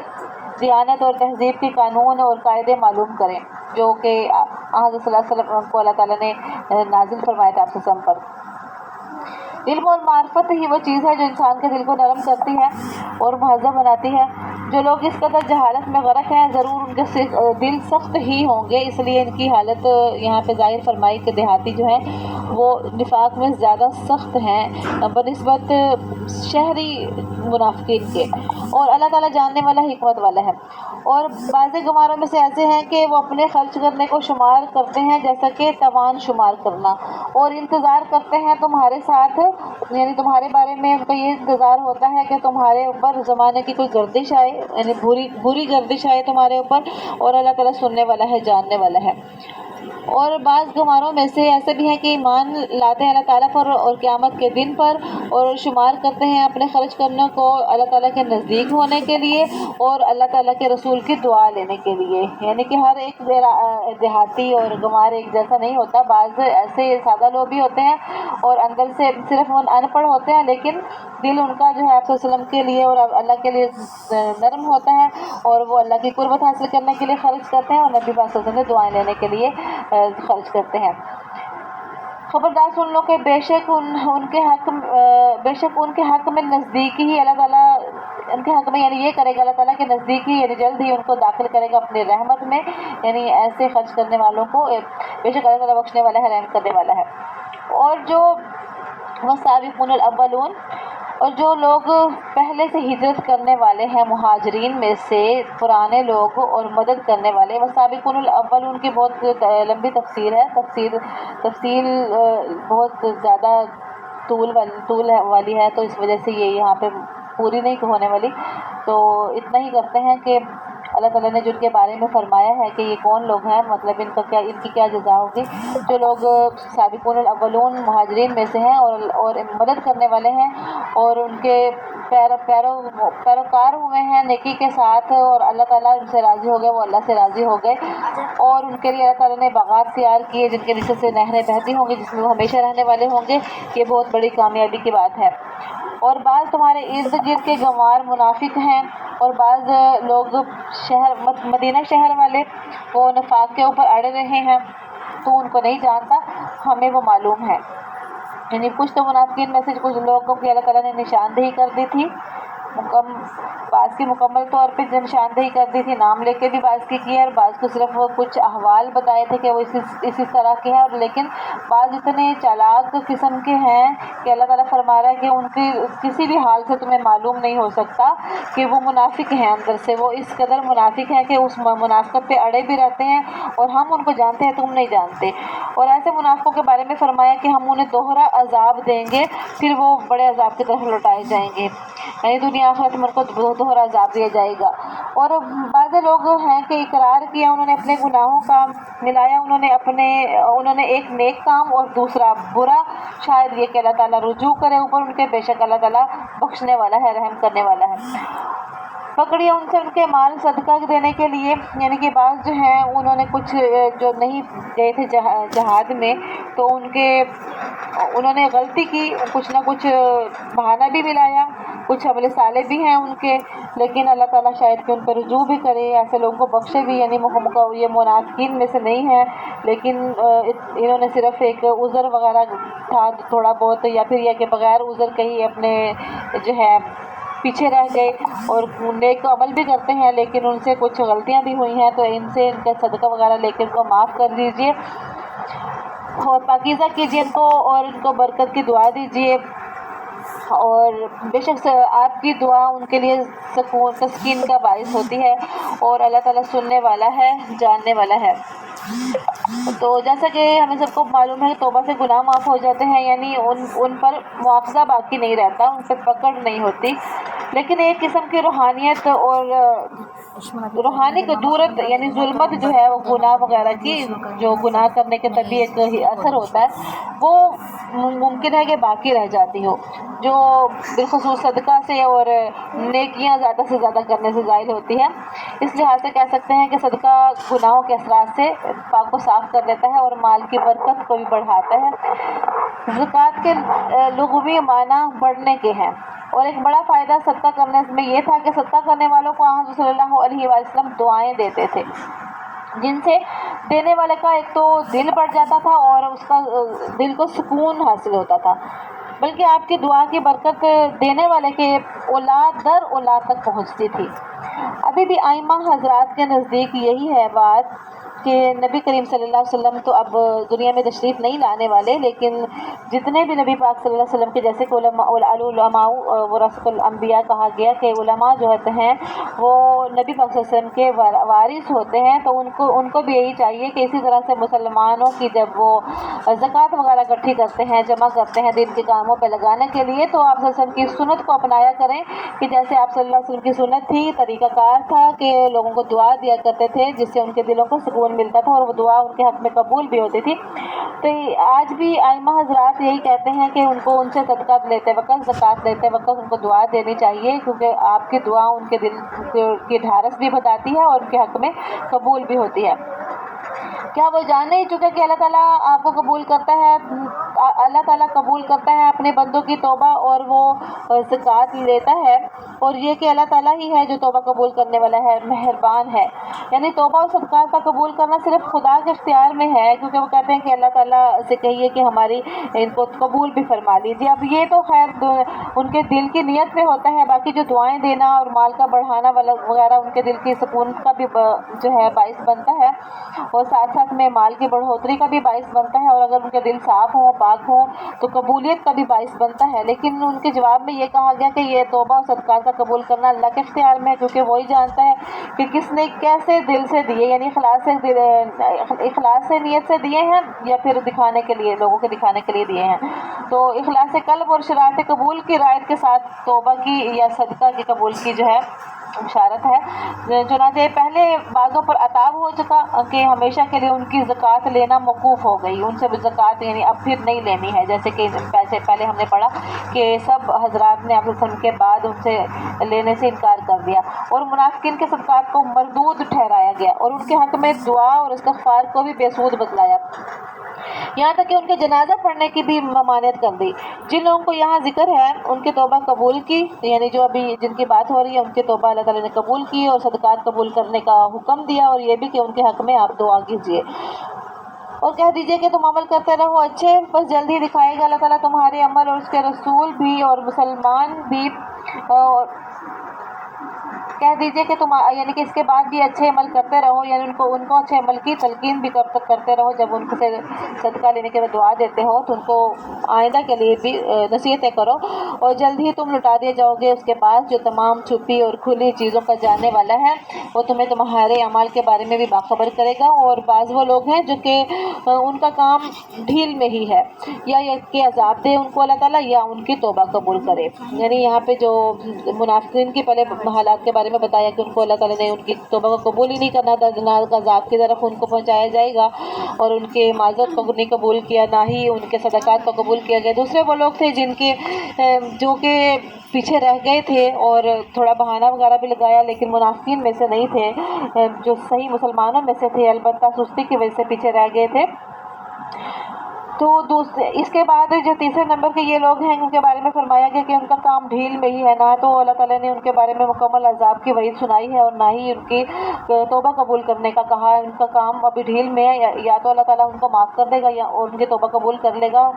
تو ان کا یعنی کہ ابھی تک حکم نہیں آیا، تو ان کے حکم پھر بعد میں آنے والا تھا، اور اللہ تعالیٰ جاننے والا ہے، حکمت والا ہے۔ اور آگے بات ہو رہی ان لوگوں کی جنہوں نے مسجد زرار بنائی تھی، ضد کی وجہ سے یعنی مسجد بنائی تھی، اور کفر پر اور پھوٹ ڈالنے کے لیے مسلمانوں کو، یہ ان کا جو ہے نا نظریہ تھا بنانے کے لیے مسجد اس لیے بنائی تھی، اور گھات لگانے کو شخص کی جو کہ لڑ رہا ہے اللہ تعالیٰ سے اور اس کے رسول سے پہلے سے ہی، اور وہ قسمیں کھاتے ہوئے آئیں گے کہ ہمارا تو ارادہ اچھائی کا تھا، اور اللہ تعالیٰ گواہ ہے کہ وہ جھوٹے ہیں۔ نہ آپ کھڑے ہوئیے ان کے اندر کبھی بھی، البتہ وہ مسجد جس کی بنیاد پرہیزگاری پر یعنی تقوی پر رکھی گئی ہے، وہ پہلے دن سے ہی زیادہ حقدار ہے اس بات کے کہ آپ ان کے درمیان کھڑے ہوں، یعنی جو مسجد ہے جو پہلے دن سے جس کی بنیاد تقوی پہ رکھی گئی ہے، صرف آپ اسی مسجد میں کھڑے ہوئیے، اس میں مرد جو ہیں وہ زیادہ پاکیزہ رہنے والے ہیں، صاف ستھرے ہیں، اور اللہ تعالیٰ پسند کرتا ہے پاکیزہ رہنے والوں کو۔ بھلا جس نے بنیاد رکھی ہو اپنی عمارت کی اللہ سے ڈر کے بنا پر اور اس کی رضامندی کے لیے، یا جس شخص نے بنیاد رکھی ہو، ایک شخص تو ایسا ہے جس نے بنیاد رکھی ہو تقویٰ پہ اور اللہ کی خوشنودی کے لیے، کیا وہ اس کے برابر ہو سکتا ہے جس نے عمارت کی بنیاد کھائی پہ رکھی ہو، آگ کی کھائی کے اوپر رکھی ہو جو کہ جہنم میں گرنے والی ہے؟ یعنی وہ دونوں برابر نہیں ہو سکتے۔ اللہ تعالیٰ ظالم قوم کو ہدایت نہیں دیتا۔ ہمیشہ رہے گا اس عمارت سے جو انہوں نے بنائی تھی، شبہ میں ڈالتا ان کے دلوں میں، مگر جب ٹکڑے ٹکڑے ہو جائیں گے ان کے دل، اور اللہ تعالیٰ جاننے والا ہے، حکمت والا ہے۔ بے شک اللہ تعالیٰ نے مومنین مسلمانوں سے ان کی جانوں اور مالوں کے بدلے میں جنت دے دی ہے۔ وہ اللہ کے راستے میں قتال کرتے ہیں پھر وہ مارتے ہیں اور مر جاتے ہیں۔ وعدہ ہو چکا ہے ان کے ذمے سچا، تورات میں بھی اور انجیل میں اور قرآن پاک میں، اور کون ہے قول کا پورا اللہ سے زیادہ۔ بس خوشیاں مناؤ اس معاملے پر جو تم نے اللہ تعالیٰ کے ساتھ سوداگری کی ہے، اور یہی ہے بہت بڑی کامیابی۔ وہ توبہ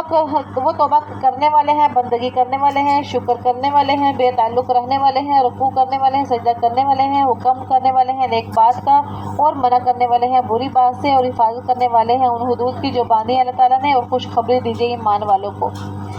لائق نہیں ہے نبی کو اور مسلمانوں کو جو یعنی ایمان والے لوگ ہیں ان کو لائق نہیں ہے کہ وہ مشرکین کے لیے بخشش طلب کریں، یعنی نہ ہی آپ قسم اور نہ ہی تمام مسلمان مشرکین کے لیے بخشش کرنے سے ہم سب کو منع کر دیا گیا، اگرچہ وہ قرابت والے ہوں، یعنی قریبی رشتہ دار یعنی والدین ہی کیوں نہ ہوں، جبکہ کھل چکا ہے ان پر کہ وہ دوزخ کے ساتھی ہیں۔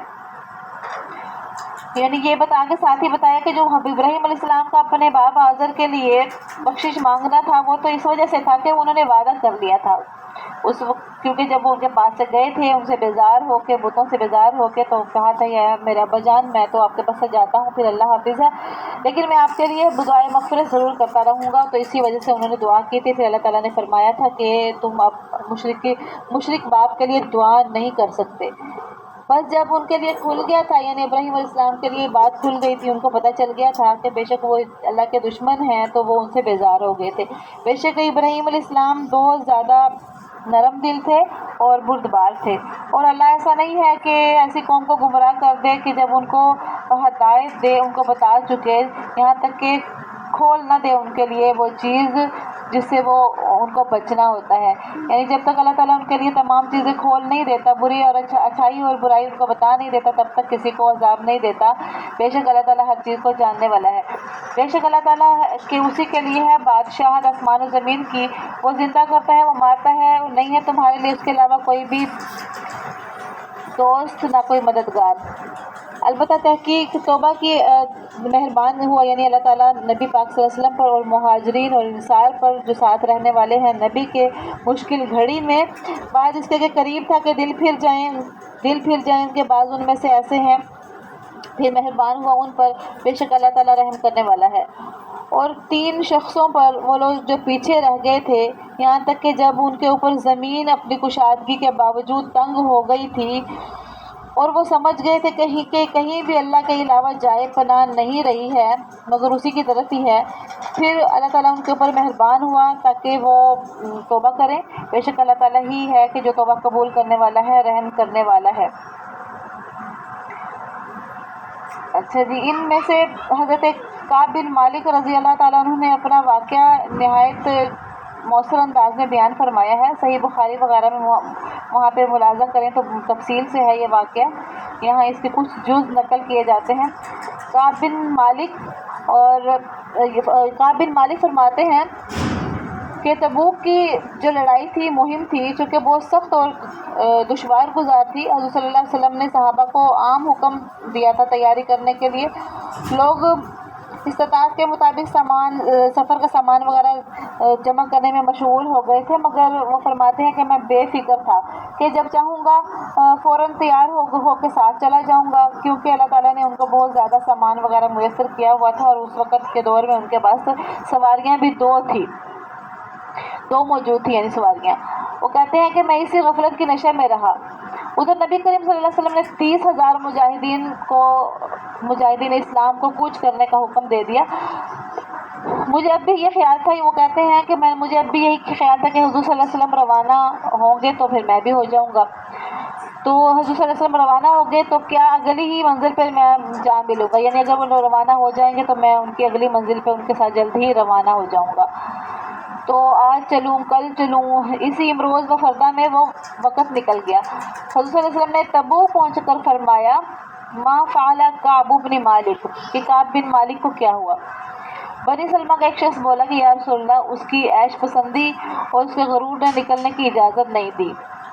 معاذ بن جبل نے کہا کہ تو نے بری بات کہی، یعنی دوسرے نے منع کیا، اور کہنے لگے کہ خدا کی قسم ہم نے اس کے اندر بھلائی کے سوائے کچھ بھی نہیں دیکھا۔ حضور صلی اللہ علیہ وسلم یہ گفتگو سن کر خاموش رہے۔ کعب بن مالک اپنا واقعہ بیان کو فرماتے ہوئے کہتے ہیں کہ آپ کی تشریف آوری کے بعد بہت زیادہ وحشت سی معلوم ہوتی تھی کہ سارے مدینہ میں پکے منافق یا معذور مسلمانوں کے سوا مجھے کوئی مرد نظر نہیں آتا تھا۔ بہرحال اب دل میں طرح طرح کے جھوٹے منصوبے گانٹنے شروع کر دیے کہ آپ صلی اللہ علیہ وسلم آ چکے ہیں، اور آپ صلی اللہ علیہ وسلم کے جانے کے بعد کیونکہ وہاں پہ صرف معذور ہی نظر آتے تھے، ان کو بھی شرمندگی بھی ہوتی تھی دل میں کہ میں یہاں پہ ٹھیک ٹھاک ہوں اور پھر رہا ہوں، اور اب آپ صلی اللہ علیہ وسلم جب آئیں گے تو میں طرح طرح کے بہانے وہ سوچنے لگے کہ کیا کہوں گا آپ سے، اور آپ کی واپسی پر عذر بیان کر کے کیسے جان بچاؤں گا۔ مگر جس وقت معلوم ہوا کہ حضور صلی اللہ علیہ وسلم خیر و عافیت سے واپس تشریف لے آئے ہیں تو فرماتے ہیں کہ دل سے سارے جھوٹ اور فریب محو ہو گئے، اور طے کر لیا کہ سچ کے سوا کوئی چیز بھی اس بارگاہ میں نجات دلانے والی نہیں ہے۔ حضور صلی اللہ علیہ وسلم مسجد میں رونق افروز تھے، صحابہ کا مجمع لگا ہوا تھا، منافقین جھوٹے ہیلے بہانے بنا کر ظاہری گریب سے چھوٹ رہے تھے کہ میں حضور صلی اللہ علیہ وسلم کے سامنے آیا، میرے سلام کرنے پر آپ نے غضب آمیز تبسم فرمایا، یعنی غصے سے آپ نے مسکراہٹ دی اور غیر حاضری کی وجہ دریافت کی۔ میں نے عرض کیا یا رسول اللہ صلی اللہ علیہ وسلم، اگر اس وقت میں دنیا والوں میں سے کسی دوسرے کے سامنے ہوتا تو آپ دیکھتے کہ کس طرح زبان زوری اور چرب لسانی سے جھوٹے ہیلے حوالے کر کے اپنے آپ کو صاف بچا لیتا، مگر یہاں تو معاملہ ایک ایسی ذات مقدس سے ہے جسے جھوٹ بول کر اگر میں راضی بھی کر لوں تو تھوڑی دیر کے بعد خدا اس کو سچی بات پر مطلع کر کے مجھ سے ناراض کر دے گا، برخلاف اس کے سچ بولنے میں گو تھوڑی سی دیر کے لیے آپ کی خفگی برداشت کرنی پڑے گی، لیکن امید کرتا ہوں کہ خدا کی طرف سے اس کا انجام بہتر ہوگا، اور آخر کار سچ بولنا ہی مجھے خدا اور رسول کے غصے سے نجات دلا سکتا ہے۔ یا رسول اللہ، واقعہ یہ ہے کہ میرے پاس غیر حاضری کا کوئی عذر نہیں ہے۔ جس وقت حضور صلی اللہ علیہ وسلم کی ہمرکابی کے شرف سے محروم ہوا، اس وقت سے زیادہ فراخی اور اس وقت سے زیادہ مقدرت کبھی مجھے حاصل نہیں ہوئی تھی، اتنی آسانیاں کبھی مجھے نہیں ملی تھی۔ میں مجرم ہوں، آپ کو اختیار ہے جو فیصلہ چاہیں میرے حق میں دیں۔ آپ نے فرمایا کہ یہ شخص ہے جس نے سچی بات کہی، اچھا جاؤ اور خدائی فیصلے کا انتظار کرو۔ میں اٹھا اور تحقیق سے معلوم ہوا کہ ہلال بن امیہ اور مرارہ بن ربی، یہ 2 شخص بھی میرے جیسے ہی ہیں۔ ہم تینوں کے متعلق آپ نے حکم دے دیا کہ ہم سے کوئی بات نہ کرے، سب علیحدہ رہیں۔ چنانچہ کوئی مسلمان ہم سے بات نہیں کرتا تھا، نہ سلام کا جواب دیتا تھا۔ وہ دونوں تو خانہ نشینی ہو کر رہ گئے، گھر میں ہی رہتے، آہو بکا کرتے رہتے، گریہ زاری کرتے روتے۔ میں ذرا سخت اور قوی تھا، مسجد میں نماز کے لیے بھی حاضر ہوتا تھا، حضور کو سلام کر کے دیکھتا تھا کہ جواب میں آپ صلی اللہ علیہ وسلم کے لب مبارک کو حرکت ہوتی ہے یا نہیں۔ جب میں حضور کی طرف دیکھتا تو آپ میری طرف سے منہ پھیر لیتے تھے۔ مخصوص اقارب اور محبوب ترین جو میرے رشتہ دار تھے وہ بھی مجھ سے بیگانہ ہو گئے تھے۔ اسی اثنا میں ایک روز ایک شخص نے بادشاہ غسان کا خط مجھے دیا، جس میں میری مصیبت پر وہ اظہار ہمدردی کرنے کے بعد دعوت دے رہا تھا کہ میں اس کے ملک میں آ جاؤں۔ اب ان کو موقع مل گیا تھا کہ جو ہے اس کو اپنی طرف لگا لیں، تو نرمی سے یعنی محبت کے ساتھ یہ اس طرح سے جو ہے اسلام سے پھر جائے گا۔ وہاں میری اس نے لکھا تھا کہ وہاں میری بہت آؤ بھگت ہوگی۔ میں نے پڑھ کر کہا کہ یہ بھی ایک مستقل امتحان ہے۔ آخر وہ خط میں نے آنکھ کی نظر کر دیا۔ 40 دن گزرنے کے بعد بارگاہ رسالت سے حکم پہنچا کہ میں اپنی عورت سے بھی علیحدہ رہوں۔ چنانچہ اپنی بیوی کو کہہ دیا کہ اپنے میکے چلی جائے اور جب تک خدا کے یہاں سے میرے لیے کوئی فیصلہ نہیں ہوتا وہیں ٹھہری رہے۔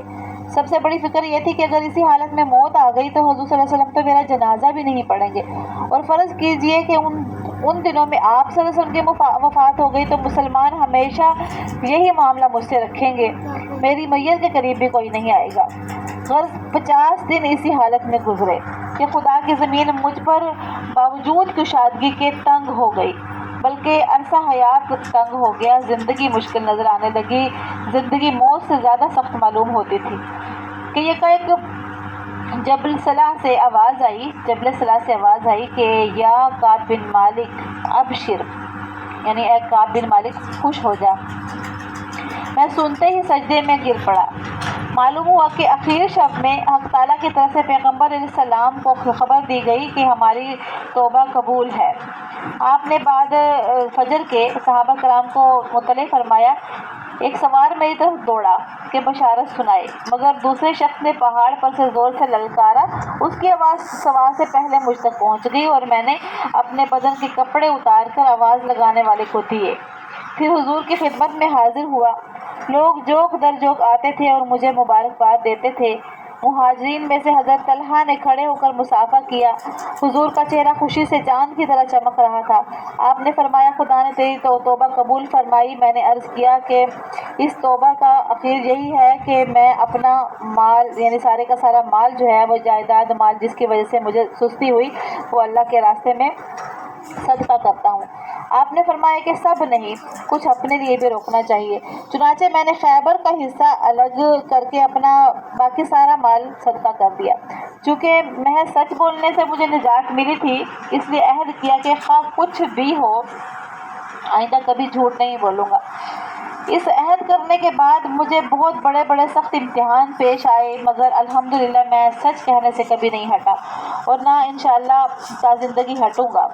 یہ واقعہ ہے جس کی طرف ان آیات میں اشارہ کیا گیا ہے۔ گویا ان تینوں پر خدا تعالیٰ کی پہلے مہربانی تو یہ تھی کہ ایمان و اخلاص بخشا، نفاق سے بچایا۔ اب نئی مہربانی یہ ہوئی کہ توبہ نصوح کی توفیق دے کر پھر اپنی طرف کھینچ لیا اور کوتاہیوں کو معاف فرمایا۔ اے ایمان والو، تم ڈرتے رہو اللہ تعالیٰ سے اور رہو تم ساتھ سچوں کے۔ نہیں چاہیے مدینہ والوں کو اور ان کے ارد گرد والوں کو گواروں میں سے کہ وہ پیچھے رہ جائیں رسول اللہ صلی اللہ علیہ وسلم سے، اور نہ یہ کہ اپنی جانوں کو رسول اللہ صلی اللہ علیہ وسلم سے زیادہ چاہیں۔ یہ اس لیے کہ جہاد کرنے والے کو کوئی بھی مصیبت نہیں ایسی پہنچتی، اور نہ ہی ان کو کوئی محنت یا تھکن یا بھوک ایسی پہنچتی ہے اللہ کے راستے میں، اور نہ ہی وہ قدم ہی کوئی ایسا رکھتے ہیں جو کہ کفار کو غصہ دلانے والا ہوتا ہے، اور نہ ہی وہ دشمن سے کوئی چیز چھینتے ہیں ایسی مگر وہ لکھ دی جاتی ہے ان کے لیے عمل صالح میں، یعنی یہ تمام کے تمام کام ان کے لیے نیک عمل میں لکھے جاتے ہیں۔ بے شک اللہ تعالیٰ نیکی کرنے والوں کے اجر کو ضائع نہیں کرتا۔ اور نہ ہی وہ کوئی خرچ کرتے ہیں، کوئی چھوٹا خرچ کرنا یا بڑا خرچ کرنا، اور نہ ہی وہ کوئی آبادی عبور کرتے ہیں مگر وہ ان کے لیے لکھ دی جاتی ہے۔ यहाँ पे अमले साले में लिख दी जाती, नहीं लिखा, क्योंकि ये तो चीज़ें वैसे भी अमले साले की और यही होती हैं, क्योंकि खर्च करना ये अलग से है एक, और छोटा या बड़ा खर्च करना या फिर वादी का अबूर करना भी एक मुशक्क़त वाली चीज़ है, तो इनको ऐसे ही लिख दिया जाता है। बाकी क्योंकि चीज़ें इतनी छोटी छोटी सी भी हैं कि थकावट का आना या भूख का लगना वगैरह, जो कि आम दिनों में भी ऐसा होता है, उसको भी अल्लाह ताला फरमाता है कि जिहाद फी सबिलिल्लाह के दौरान ये भी नेकियों में लिखे जाते हैं। किस लिए? ताकि अल्लाह ताला बदला दे उनको बेहतर उनका अमाल का जो वो अमल करते थे। और मुसलमान ऐसे तो नहीं है कि कूच कर जाए सारे के सारे, यानी कि ये हुक्म दिया कि हमेशा ये नहीं होगा कि सारे के सारे मुसलमान ही जहाज में निकल जाए करें, बाज़ को पीछे कुछ कामों के लिए भी छोड़ना होता है, और बाज़ दफ़ा आप सल्लल्लाहु अलैहि वसल्लम के साथ जमातें निकलती हैं और पीछे कुछ लोगों को छोड़ दिया जाता है, और बाज़ दफ़ा आप सल्लल्लाहु अलैहि वसल्लम पीछे रह जाते हैं और किसी जमात को सिपा सलार, किसी जमात को के साथ सिपा सलार बना के उनको जहाद के लिए भेजते हैं। तो क्यों ना निकला हर एक फ़िरका में से, हाँ यानी कि ये ज़रूरी है कि हर एक फ़िरके में से एक हिस्सा ज़रूर निकलना चाहिए, ताकि वो समझ पैदा करें दीन में, ताकि ख़बर पहुँचाएँ अपनी कौम को जब लौट कर आए उनकी तरफ, ताकि वो बचते रहें। यानी ये कि हर एक जमात में से, हर एक फ़िरके में से एक जमात निकलनी चाहिए, तो ताकि वो, अगर आप सल्लल्लाहु अलैहि वसल्लम के साथ वहाँ जाते हैं, अगर आपके साथ आप जाते हैं जहाद के लिए, तो वहाँ से वापसी पर सहाबा कराम को अपने किस्से सुनाएं, आपके साथ रहने की वजह से, कुर्बत की वजह से जो बातें हैं उनको मिली आप सल्लम के अंदर रह के, वो उनको बताएं। अगर आप सल्लम के पीछे रह जाएं तो जो सहाबा आपके पास रह गए हैं, तो आने वालों को आने के बाद वो सब बातें बताएं। ऐ लोगों, ईमान वालों, तुम किताल करते जाओ अपने नज़दीक के काफिरों से, और चाहिए कि उन पर तुम्हारी सख्ती बैठ जाए, तुम्हारा रोब बैठ जाए, यानी इतना उनसे इस तरह से लड़ो कि तुम्हारे रोब में आ जाए और तुम जान लो कि बेशक अल्लाह ताला परहेज़गारों के साथ है। और जब नाजिल होती है कोई सूरत, बस उनमें से ऐसे भी हैं कि कहते हैं कि कौन सा है तुम में से जिसको इस सूरत ने ईमान में ज़्यादा कर दिया हो, यानी ये बात वो इस ठट्ठा करते हुए, मजाक उड़ाते हुए कहते हैं, इस्तेहज़ाई अंदाज में कहते हैं कि तुम में से किसको इस सूरत ने ईमान में ज़्यादा कर दिया। बस लेकिन वो लोग जो ईमान वाले हैं, बस उनको वो सूरत ईमान में ज़्यादा कर देती है और वो उससे खुशियाँ मनाते हैं। और लेकिन वो लोग जिनके दिलों में बीमारी है, यानी निफाक की बीमारी है, बस वो उनको गंदगी पे गंदगी चढ़ा देती है और वो इस हाल में मरते हैं कि काफिर ही रहते हैं। क्या नहीं वो देखते कि वो आजमाए जाते हैं हर साल में एक मरतबा या 2 मरतबा, फिर भी वो नहीं तौबा करते और नहीं नसीहत भी नहीं पकड़ते। यानी हर साल में कम से कम 1-2 मरतबा मुनाफिकीन को फितना और आजमाइश में डाला जाता है, और मसलन कहत साली, बीमारी, वबा वगैरह में, या किसी आसमानी या ज़मीनी उसमें फितने में डाला जाता है, आजमाइश में डाला जाता है उनको। या पैगम्बर सल्लल्लाहु अलैहि वसल्लम और सहाबा कराम की तरफ से जहाद वगैरह में उनके ऊपर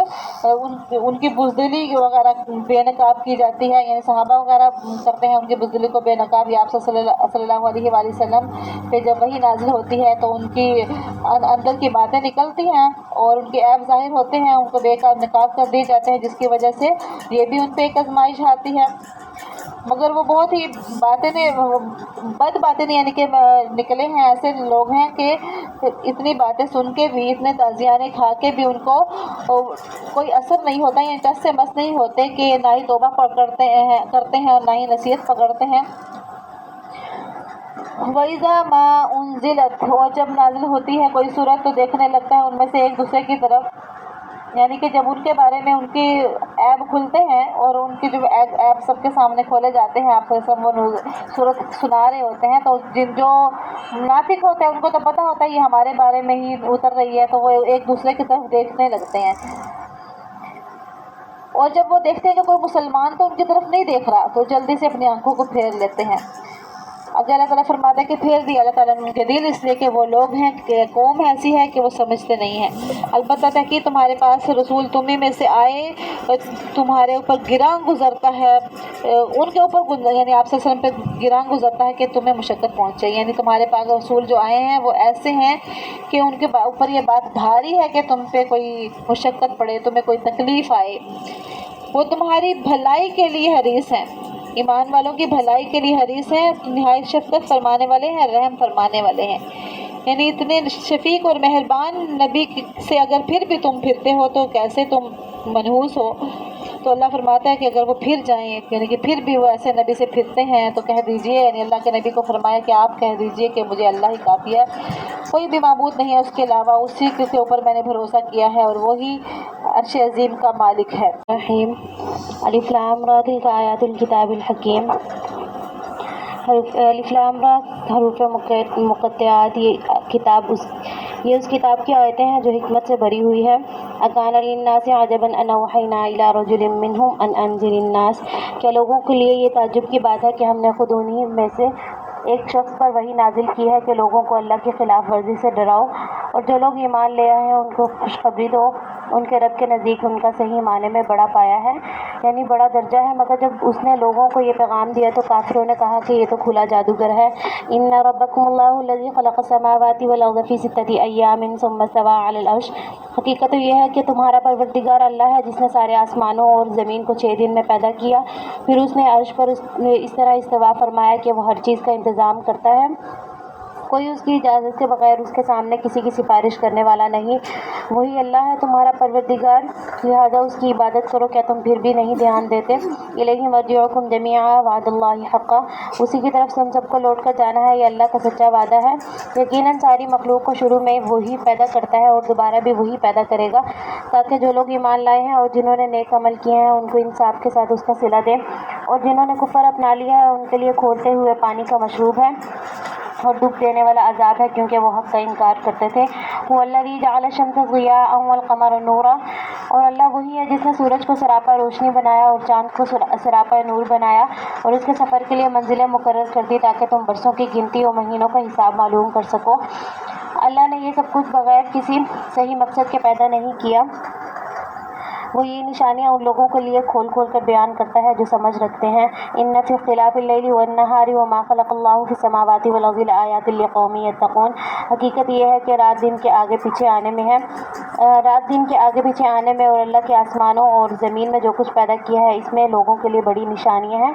جن کے دلوں میں خدا کا خوف ہو۔ ان الذین لا یرجون لقاءنا ورضوا بالحیاۃ الدنیا واطمأنوا بها، اور جو لوگ ہم سے آخرت میں ملنے کی کوئی توقع ہی نہیں رکھتے اور دنیاوی زندگی میں مگن اور اسی پر مطمئن ہو گئے ہیں، اور جو ہماری نشانیوں سے غافل ہیں، اولئک مأواہم النار بما کانوا یکسبون، ان کا ٹھکانہ اپنے کرتوت کی وجہ سے دوزخ ہے۔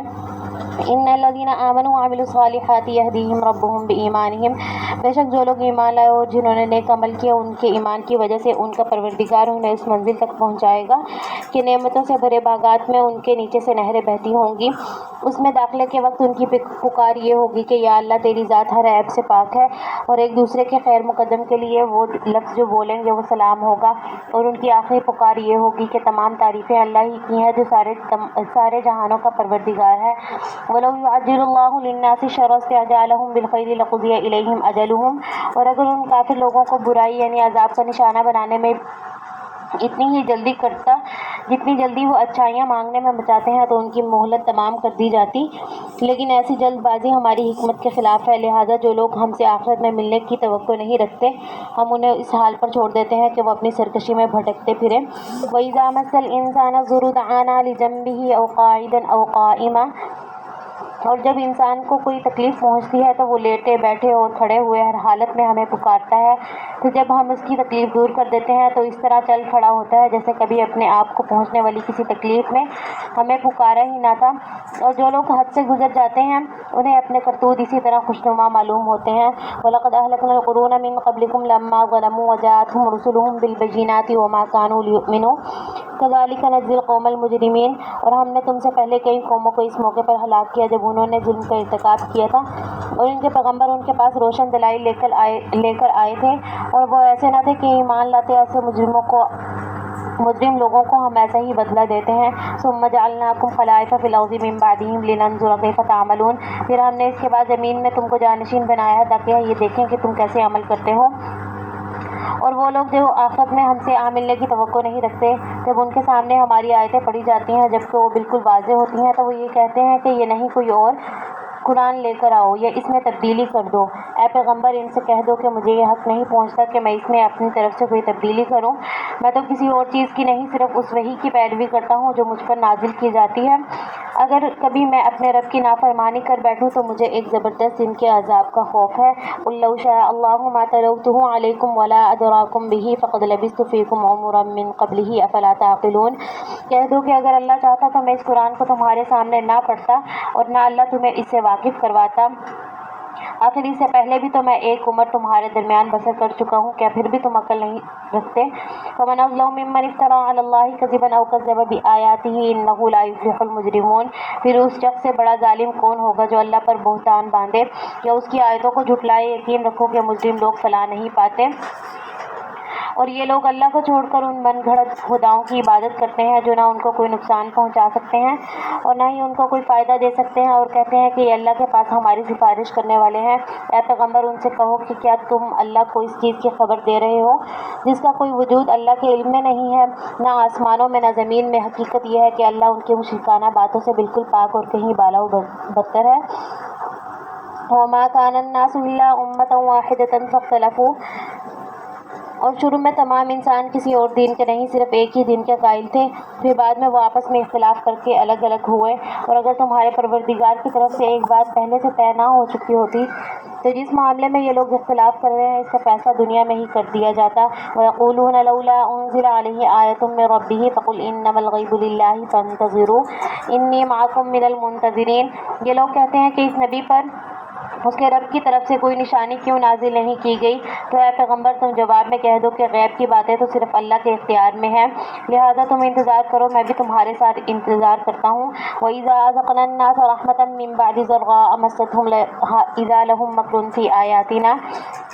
اور انسانوں کا حال یہ ہے کہ جب ان کو پہنچنے والی کسی تکلیف کے بعد ہم اس کو رحمت کا مزہ چکھاتے ہیں تو ذرا سی دیر میں وہ ہماری نشانیوں کے بارے میں چال بازی شروع کر دیتے ہیں۔ کہہ دو کہ اللہ اس سے بھی جلدی کوئی چال چل سکتا ہے، یقیناً ہمارے فرشتے تمہاری ساری چال بازیوں کو لکھ رہے ہیں۔ هُوَ الَّذِي يُسَيِّرُكُمْ فِي الْبَرِّ وَالْبَحْرِ۔ وہ اللہ ہی تو ہے جو تمہیں نیکی میں بھی اور سمندر میں بھی سفر کرواتا ہے، یہاں تک کہ جب تم کشتیوں میں سوار ہوتے ہو اور یہ کشتیاں لوگوں کو لے کر خوشگوار ہوا کے ساتھ پانی پر چلتی ہیں اور لوگ اس بات پر مگن ہوتے ہیں تو اچانک ان کے پاس ایک تیز آندھی آتی ہے اور ہر طرف سے ان پر موجیں اٹھتی ہیں اور وہ سمجھ لیتے ہیں کہ وہ ہر طرف سے گر گئے، تو اس وقت وہ خلوص کے ساتھ صرف اللہ پر اعتقاد کر کے صرف اسی کو پکارتے ہیں اور کہتے ہیں کہ یا اللہ اگر تو نے ہمیں اس مصیبت سے نجات دے دی تو ہم ضرور بضرور شکر گزار لوگوں میں شامل ہو جائیں گے۔ فَلَمَّا أَنجَاهُمْ إِذَا هُمْ يَبْغُونَ فِي الْأَرْضِ بِغَيْرِ الْحَقِّ يَا أَيُّهَا النَّاسُ إِنَّمَا بَغْيُكُمْ عَلَىٰ أَنفُسِكُمْ مَتَاعَ الْحَيَاةِ الدُّنْيَا ثُمَّ إِلَيْنَا مَرْجِعُكُمْ فَنُنَبِّئُكُم بِمَا كُنتُمْ تَعْمَلُونَ۔ لیکن جب اللہ ان کو نجات دے دیتا ہے تو زیادہ دیر نہیں گزرتی کہ وہ زمین میں ناحق سرکشی کرنے لگتے ہیں۔ ارے لوگوں تمہاری یہ سرکشی در حقیقت خود تمہارے اپنے خلاف پڑتی ہے، اپنی دنیاوی زندگی کے مزے اڑا لو، آخر کو ہمارے پاس ہی تمہیں لوٹ کر آنا ہے، اس وقت ہم تمہیں بتلائیں گے تم کیا کچھ کرتے رہے ہو۔ انما مثل الحیاۃ الدنیا کماء انزلناہ من السماء فاختلط به نبات الارض مما یأکل الناس والانعام۔ دنیاوی زندگی کی مثال تو کچھ ایسی ہے کہ جیسے ہم نے آسمان سے پانی برسایا جس کی وجہ سے زمین سے اگنے والی وہ چیزیں جو خوب گھنی ہو گئیں جو انسان اور مویشی کھاتے ہیں، یہاں تک کہ جب زمین نے اپنا یہ زیور پہن لیا اور سنگھار کر کے خوشنما ہو گئی اور اس کے مالک سمجھنے لگے کہ بس اب یہ پوری طرح ان کے قابو میں ہے، تو کسی رات یا دن کے وقت ہمارا حکم آ گیا کہ اس پر کوئی آفت آ جائے اور ہم نے اس کو کٹی ہوئی کھیتی کی سپاٹ زمین میں اس طرح تبدیل کر دیا جیسے وہ کل تھی ہی نہیں۔ اسی طرح ہم نشانیوں کو ان لوگوں کے لیے کھول کھول کر بیان کرتے ہیں جو غور و فکر سے کام لیتے ہیں۔ اللہ یدعو الی دار السلام ویہدی من یشاء الی صراط مستقیم۔ اور اللہ لوگوں کو سلامتی کے گھر کی طرف دعوت دیتا ہے اور جس کو چاہتا ہے سیدھے راستے تک پہنچا دیتا ہے۔ للذین احسنوا الحسنی وزیادہ ولا يرهق وجوههم قتر ولا ذلہ اولئک اصحاب الجنۃ هم فیہا خالدون۔ جن لوگوں نے بہتر کام کیے ہیں بہترین حالت انہی کے لیے ہے اور اس سے بڑھ کر کچھ اور بھی، نیز ان کے چہروں پر نہ کبھی سیاہی چھائے گی نہ ذلت، وہ جنت کے باسی ہیں، وہ اسی میں ہمیشہ رہیں گے۔ والذین کسبوا السیئات جزاء سیئۃ بمثلها وترہقهم ذلہ ما لهم من اللہ من عاصم۔ اور رہے وہ لوگ جنہوں نے برائیاں کمائی ہیں تو ان کی برائی کا بدلہ اسی جیسا برا ہوگا اور ان پر ذلت چھائی ہوئی ہوگی۔ اللہ کے عذاب سے انہیں کوئی بچانے والا نہیں ہوگا، ایسا لگے گا جیسے ان کے چہروں پر اندھیری رات کی تہیں چڑھا دی گئی ہیں۔ وہ دوزخ کے رہنے والے ہیں اور وہ اسی میں ہمیشہ رہیں گے۔ وَيَوْمَ نَحْشُرُهُمْ جَمِيعًا ثُمَّ نَقُولُ لِلَّذِينَ أَشْرَكُوا مَكَانَكُمْ أَنْتُمْ وَشُرَكَاؤُكُمْ فَزَيَّلْنَا بَيْنَهُمْ وَقَالَ شُرَكَاؤُهُمْ مَا كُنْتُمْ إِيَّانَا تَعْبُدُونَ۔ اور یاد رکھو وہ دن جب ہم ان سب کو اکٹھا کریں گے، پھر جن لوگوں نے شرک کیا تھا ان سے کہیں گے کہ ذرا اپنی جگہ ٹھہرو، تم بھی اور وہ بھی جن کو تم نے اللہ کا شریک مانا تھا۔ پھر ان کے درمیان عابد اور معبود کا جو رشتہ تھا ہم وہ ختم کر دیں گے اور ان کے وہ شریک کہیں گے کہ تم ہماری عبادت تو نہیں کرتے تھے۔ وَكَفَىٰ بِاللَّهِ شَهِيدًا بَيْنَنَا وَبَيْنَكُمْ إِن كُنَّا عَنْ عِبَادَتِكُمْ لَغَافِلِينَ۔ ہمارے اور تمہارے درمیان اللہ گواہ بننے کے لیے کافی ہے کہ ہم تمہاری عبادت سے بالکل بے خبر تھے۔ ہر شخص نے ماضی میں جو کچھ کیا اس موقع پر وہ خود اس کو پرکھ لے گا اور سب کو اللہ کی طرف لوٹا دیا جائے گا جو ان کا مالک حقیقی ہے، اور جو جھوٹ انہوں نے تراش رکھے تھے ان کا کوئی سراغ انہیں نہیں ملے گا۔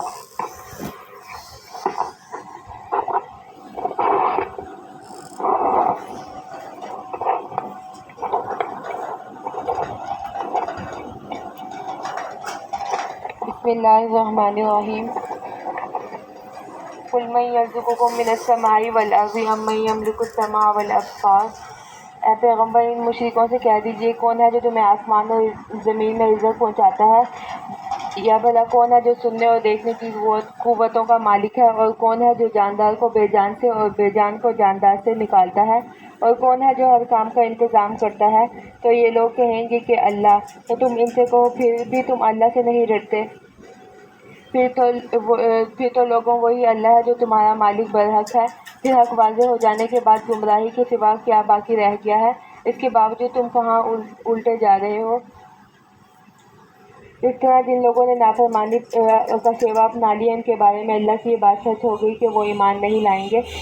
کہو پھر جن کو تم اللہ کے ساتھ شریک مانتے ہو کیا ان میں سے کوئی ایسا ہے جو مخلوق کو پہلی بار پیدا کرے پھر انہیں دوبارہ پیدا کرے؟ کہہ دیجیے کہ اللہ ہے جو مخلوق کو پہلی بار کرتا ہے پھر ان کو دوبارہ پیدا کرے گا۔ پھر آخر کو تم کہاں سے اوندے پلٹے جا رہے ہو؟